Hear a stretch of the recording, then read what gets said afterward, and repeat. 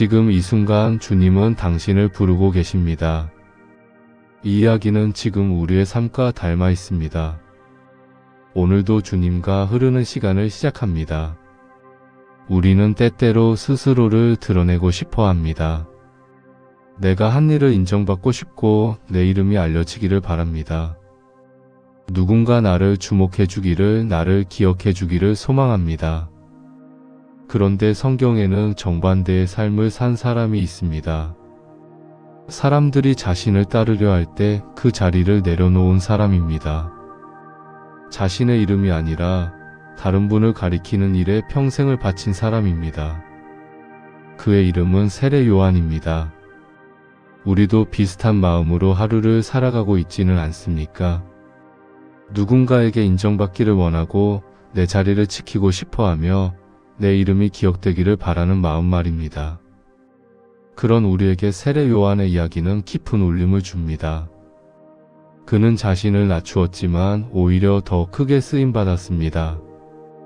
자신을 드러내지 않았지만 역사상 가장 중요한 사명을 감당했습니다. 요한복음 3편 30절입니다. 그는 흥하여야 하겠고 나는 쇠하여야 하리라. 이것이 세례 요한의 고백이었습니다. 이 고백은 패배의 말이 아니라 자신의 사명을 끝까지 지켜낸 사람의 고백이었습니다. 오늘 이 이야기를 듣는 동안 여러분의 마음에도 하나님의 음성이 들리기를 바랍니다. 혹시 이 채널을 처음 방문하신 분이 계시다면 구독과 좋아요를 눌러주시면 감사하겠습니다. 함께 주님의 말씀을 나누는 이 시간이 은혜가 되기를 소망합니다. 그럼 이제 세례 요한의 이야기 속으로 함께 들어가 보겠습니다. 세례 요한의 이야기는 그의 출생부터 특별했습니다. 그의 아버지는 제사장 사가랴였고 어머니는 엘리사벳이었습니다. 이들은 평생을 자녀 없이 살았습니다. 나이가 많아 이미 아이를 가질 수 없는 몸이 되었을 때 하나님께서 기적을 행하셨습니다. 천사가 사가랴에게 나타나 말했습니다. 아들을 낳을 것이며 그 이름을 요한이라 부르라고 말입니다. 그리고 천사는 이 아이에 대해 놀라운 말을 했습니다. 누가복음 1편 15절입니다. 그가 모태로부터 성령의 충만함을 받아 태어나기 전부터 성령의 충만함을 받은 아이였습니다. 이것은 요한의 사명이 사람의 선택이 아니라 하나님의 부르심이었음을 보여줍니다. 하나님은 이미 요한의 인생을 계획하고 계셨습니다. 요한이 태어나기 전부터 그의 사명은 정해져 있었습니다. 그는 메시아의 길을 예비할 사람이었습니다. 요한은 자라면서 심령이 강하여졌습니다. 그는 광야에서 지냈습니다. 광야는 사람들이 사는 곳이 아니었습니다. 불편하고 외롭고 척박한 곳이었습니다. 그러나 요한은 그곳에서 하나님과 함께 시간을 보냈습니다. 세상의 소란함에서 벗어나 하나님의 음성을 듣는 법을 배웠습니다. 그는 낙타털 옷을 입었고 메뚜기와 석청을 먹었습니다. 편안한 삶과는 거리가 먼 모습이었습니다. 그러나 요한은 세상의 방식을 따르지 않았습니다. 그는 하나님께서 보내신 사람으로 살기를 선택했습니다. 때가 되자 요한은 광야에서 나와 사람들 앞에 나타났습니다. 그가 전한 메시지는 단순하고 분명했습니다. 마태복음 3편 2절입니다. 회개하라, 천국이 가까이 왔느니라. 회개하라는 메시지였습니다. 이것은 듣기 편한 말이 아니었습니다. 사람들의 마음을 따뜻하게 위로하는 말도 아니었습니다. 그러나 요한은 사람들이 듣고 싶어하는 말이 아니라 들어야 할 말을 전했습니다. 회개는 단순히 잘못을 뉘우치는 것이 아니었습니다. 그것은 삶의 방향을 완전히 돌이키는 것을 의미했습니다. 지금까지 살던 방식을 버리고 하나님께로 돌아오는 것이었습니다. 요한은 왜 이런 메시지를 전했을까요? 그것은 천국이 가까이 왔기 때문입니다. 메시아께서 곧 오실 것이기 때문입니다. 사람들은 메시아를 맞이할 준비가 되어 있지 않았습니다. 그들의 마음은 죄로 가득했고 삶은 하나님에게서 멀어져 있었습니다. 요한은 그들의 마음을 돌이켜 메시아를 맞을 준비를 시키는 사람이었습니다. 사람들이 요한에게 몰려왔습니다. 예루살렘과 온 유대와 요단강 사방에서 사람들이 나왔습니다. 그들은 자신의 죄를 고백하고 요단강에서 요한에게 세례를 받았습니다. 요한의 메시지는 사람들의 마음을 움직였습니다. 그들은 자신의 삶을 돌아보고 회개하기 시작했습니다. 그런데 바리새인들과 사두개인들도 세례를 받으러 왔습니다. 이들은 당시 종교 지도자들이었습니다. 사람들에게 존경받고 높은 자리에 있던 사람들이었습니다. 그러나 요한은 그들을 보고 거침없이 말했습니다. 독사의 자식들아, 누가 너희에게 임박한 진노를 피하라 일렀느냐? 회개에 합당한 열매를 맺으라. 요한은 그들의 겉모습에 속지 않았습니다. 그들이 진정으로 회개하지 않았다는 것을 알았습니다. 그들은 세례를 받으러 왔지만 마음은 변하지 않았습니다. 요한은 그들에게 회개에 합당한 열매를 맺으라고 말했습니다. 진정으로 변화된 삶을 살라는 것이었습니다. 이것은 용기 있는 선택이었습니다. 당시 바리새인들과 사두개인들은 권력이 있었습니다. 그들의 비위를 거스르면 위험했습니다. 그러나 요한은 두려워하지 않았습니다. 그는 사람을 두려워하기보다 하나님을 두려워했습니다.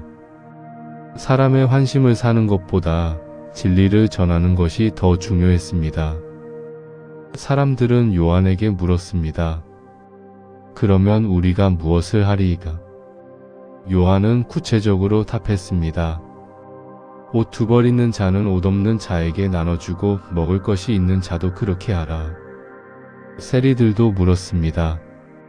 선생이여, 우리는 무엇을 하리이까? 요한은 말했습니다. 부가된 것 외에는 더 거두지 말라. 군인들도 물었습니다. 우리는 무엇을 하리이까? 요한은 말했습니다.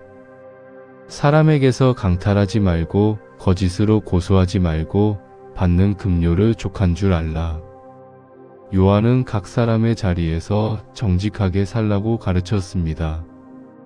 회개는 추상적인 것이 아니라 구체적인 삶의 변화였습니다.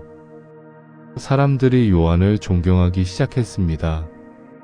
어떤 이들은 요한이 메시아가 아닐까 생각하기도 했습니다. 사람들의 관심이 요한에게 집중되었습니다.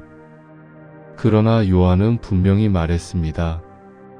나는 물로 너희에게 세례를 베풀거니와 나보다 능력이 많으신 이가 오시나니 나는 그의 신발끈을 풀기도 감당하지 못하겠노라. 요한은 자신이 메시아가 아니라고 분명히 했습니다. 자신보다 훨씬 더 크신 분이 오신다고 말했습니다. 요한복음 1편 27절입니다. 나는 그의 신발끈을 풀기도 감당하지 못하겠노라. 당시 신발끈을 푸는 일은 종들이 하는 일이었습니다. 요한은 자신이 메시아의 종도 되지 못한다고 고백했습니다. 이것은 놀라운 겸손이었습니다. 사람들이 자신을 따르려 할 때 그 영광을 거부하는 것은 쉽지 않습니다. 그러나 요한은 자신의 자리를 정확히 알았습니다. 그는 메시아가 아니라 메시아의 길을 예비하는 사람이었습니다. 자신을 드러내는 것이 아니라 메시아를 가리키는 것이 그의 사명이었습니다. 이사야 40편 3절의 말씀이 요한을 통해 이루어졌습니다. 광야에서 외치는 자의 소리여, 너희는 여호와의 길을 예비하라. 요한은 광야에서 외치는 자였습니다. 그는 메시아의 길을 예비하는 사람이었습니다. 이것이 그의 정체성이었고 그의 사명이었습니다. 어느 날 예수님께서 요한에게 오셨습니다. 세례를 받기 위해서였습니다. 요한은 깜짝 놀랐습니다. 그는 예수님을 알아보았습니다. 이분이 바로 자신이 기다리던 메시아라는 것을 알았습니다. 요한은 말했습니다. 내가 당신에게 세례를 받아야 할 터인데 당신이 내게로 오십니까? 요한은 자신이 예수님께 세례를 드리는 것이 합당하지 않다고 생각했습니다. 오히려 자신이 예수님께 세례를 받아야 한다고 느꼈습니다. 그러나 예수님께서 말씀하셨습니다. 이제 허락하라. 우리가 이와 같이 하여 모든 의를 이루는 것이 합당하니라. 요한은 예수님의 말씀에 순종했습니다. 그리고 예수님께 세례를 드렸습니다. 예수님께서 물에서 올라오실 때 놀라운 일이 일어났습니다. 하늘이 열리고 성령이 비둘기같이 내려와 예수님 위에 임하셨습니다. 그리고 하늘에서 소리가 들렸습니다. 이는 내 사랑하는 아들이요 내 기뻐하는 자라. 요한은 이 모든 것을 목격했습니다. 그는 예수님이 바로 하나님의 아들이심을 확증했습니다. 다음 날 요한은 예수님께서 자기에게 나아오심을 보고 말했습니다. 보라, 세상 죄를 지고 가는 하나님의 어린 양이로다. 요한은 예수님을 사람들에게 가리켰습니다. 이분이 바로 메시아라고, 이분이 바로 우리를 구원하실 분이라고 선포했습니다. 요한의 제자들 중 일부가 예수님을 따라갔습니다. 안드레와 요한이 예수님께로 갔습니다. 요한은 기뻐했습니다. 자신의 제자들이 떠나는 것을 슬퍼하지 않았습니다. 오히려 그것이 자신의 사명이 이루어지는 것임을 알았습니다.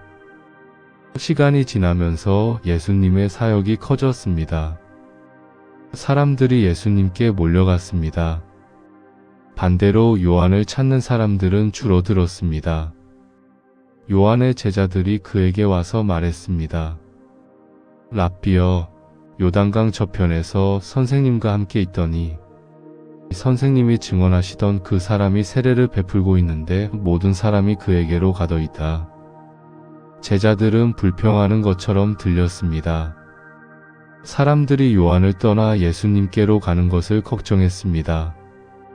그러나 요한의 반응은 놀라웠습니다. 요한은 이렇게 말했습니다. 하늘에서 주신 바 아니면 사람이 아무것도 받을 수 없느니라. 나는 그리스도가 아니요 그 앞에 보내심을 받은 자라. 신부를 취하는 자는 신랑이나 신랑의 친구가 서서 신랑의 음성을 들을 때에 크게 기뻐하나니 나는 이러한 기쁨으로 충만하였노라. 요한은 자신의 자리를 정확히 알았습니다.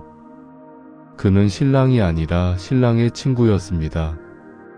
신랑은 예수님이셨고 신부는 하나님의 백성이었습니다. 요한은 신랑의 친구로서 신랑과 신부를 연결해주는 역할을 했습니다. 그리고 신랑의 음성을 들을 때 그는 기뻐했습니다. 요한은 자신의 역할이 끝나가는 것을 알았습니다. 그리고 그는 이렇게 고백했습니다. 요한복음 3편 30절입니다. 그는 흥하여야 하겠고 나는 쇠하여야 하리라. 이 말은 요한의 사명을 완성하는 문장이었습니다. 그는 자신이 쇠하는 것을 슬퍼하지 않았습니다. 오히려 그것이 자신의 사명이 이루어지는 증거임을 알았습니다.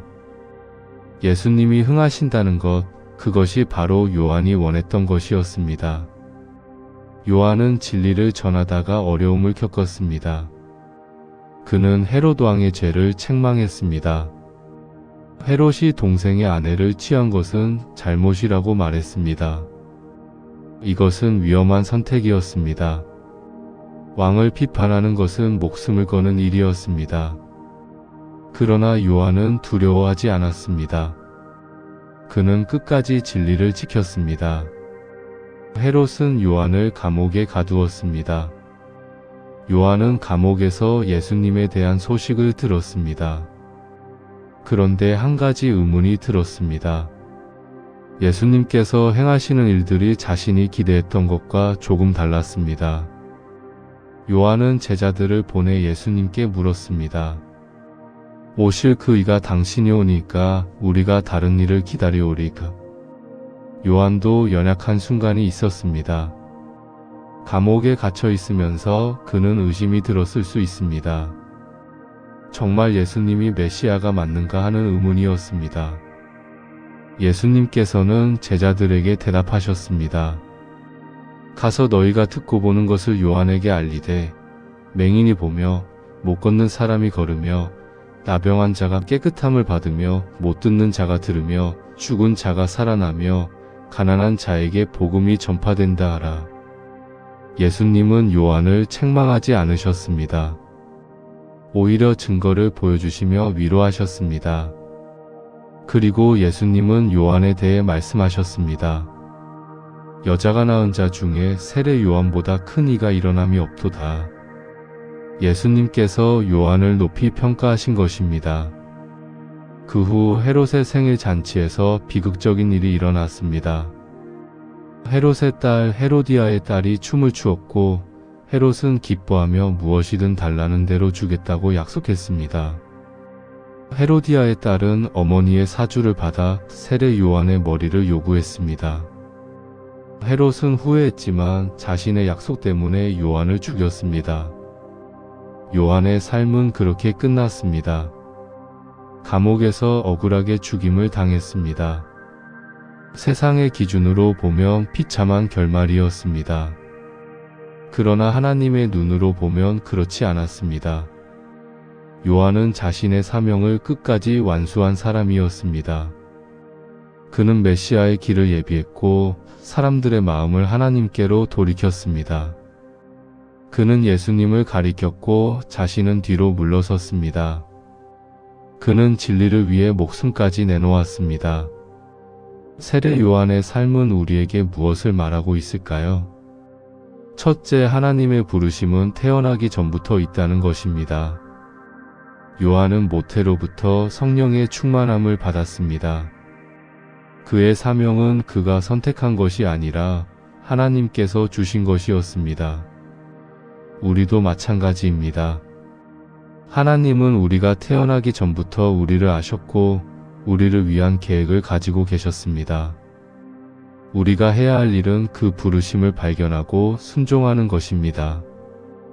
둘째, 듣기 불편한 진리를 전하는 용기가 필요하다는 것입니다. 요한은 회개하라는 메시지를 전했습니다. 사람들이 듣고 싶어하는 말이 아니었습니다. 그러나 사람들이 들어야 할 말이었습니다. 우리도 때로는 불편한 진리를 말해야 할 때가 있습니다. 사람의 환심을 사는 것보다 진리를 전하는 것이 더 중요합니다. 셋째, 자신의 자리를 정확히 아는 것이 중요하다는 것입니다. 요한은 자신이 메시아가 아니라는 것을 분명히 알았습니다. 그는 메시아의 길을 예비하는 사람이었습니다. 사람들이 그를 따르려 할 때 그는 그 영광을 거부했습니다.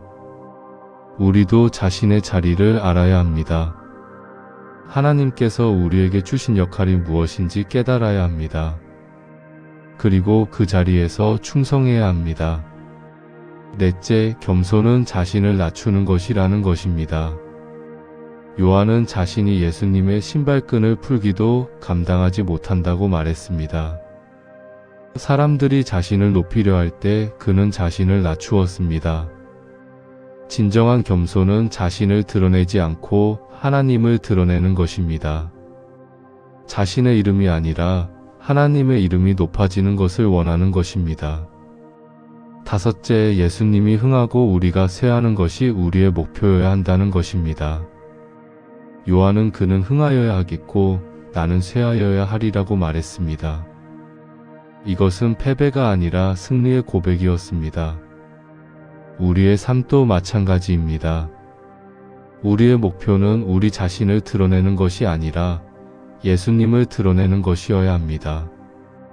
우리가 작아질수록 예수님이 더 크게 보이는 것입니다. 여섯째, 끝까지 진리를 지키는 것이 중요하다는 것입니다. 요한은 왕 앞에서도 두려워하지 않고 진리를 말했습니다. 그 결과 감옥에 갇혔고 결국 죽임을 당했습니다. 그러나 그는 진리를 타협하지 않았습니다. 우리도 어려운 상황에서 진리를 지켜야 할 때가 있습니다. 그것이 비록 고통스럽더라도 하나님 앞에서 옳은 선택입니다. 일곱째, 하나님께서 우리를 기억하신다는 것입니다. 요한은 비참하게 죽은 것처럼 보였습니다. 그러나 예수님께서 그를 높이 평가하셨습니다. 여자가 낳은 자 중에 세례 요한보다 큰 이가 없다고 말씀하셨습니다. 세상이 우리를 잊어도 하나님은 우리를 기억하십니다. 사람들이 우리를 평가하지 않아도 하나님은 우리의 충성을 아십니다. 세례 요한의 삶은 짧았지만 그 영향력은 영원했습니다. 그는 메시아의 길을 예비했고 수많은 사람들의 마음을 하나님께로 돌이켰습니다. 그는 자신을 드러내지 않았지만 오히려 더 크게 쓰임받았습니다. 지금 여러분은 무엇을 드러내며 살고 계십니까? 여러분의 삶은 누구를 가리키고 있습니까? 세례 요한처럼 우리도 예수님을 가리키는 삶을 살아야 합니다. 우리의 이름이 아니라 예수님의 이름이 높아지는 삶을 살아야 합니다. 우리가 새하고 예수님이 흥하는 것을 기뻐해야 합니다. 사랑하는 믿음의 가족들, 오늘 세례 요한의 이야기가 여러분의 마음에 어떤 울림을 주었는지 궁금합니다. 혹시 오늘 들은 이야기 중 마음에 와닿은 부분이 있다면 댓글에 남겨보십시오. 여러분의 생각과 느낌을 나눠주시면 감사하겠습니다. 또한 지금 하나님의 부르심 앞에서 고민하고 있는 부분이 있다면 댓글로 적어주십시오. 함께 중보하겠습니다. 우리는 혼자가 아닙니다. 우리는 함께 기도하는 믿음의 공동체입니다.